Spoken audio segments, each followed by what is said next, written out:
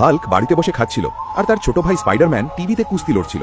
হঠাৎ red Hulk স্পাইডারম্যানকে তুলে এত জোরে আছাড় মারে যে স্পাইডারম্যান সেখানেই মারা যায়। ছোট ভাইকে নিথর অবস্থায় দেখে হাল্ক ফুপিয়ে ফুপিয়ে কাঁদতে থাকে। পরের দিন হাল্ক প্রতিশোধ নেওয়ার জন্য জঙ্গলে চলে যায়। ভোরবেলা ফল খায়, পানির ভেতর 400 কিলোমিটার দৌড়ায়, পাথরের চাটান ভাঙে। এভাবে করতে করতে পুরো 5 বছর কেটে যায়। কিন্তু আজও সে তার ছোট ভাইকে মনে করে কেঁদে ওঠে। এরপর গ্রামে কুস্তির ঘোষণা হয়। উঁচু পাহাড়ের ওপর লড়াই হবে, যে হারবে তাকে নিচে ফেলে দেওয়া হবে। পরের দিন পুরো গ্রাম জড়ো হয়। রেড হাল্ক বাইকে করে আসে। প্রথম লড়াই, রেড হাল্ক বনাম ব্ল্যাক বুল। রেড হাল্ক তাকে তুলে এমনভাবে আছাড় মারে যে ব্ল্যাক বুল সেখানেই মারা যায়।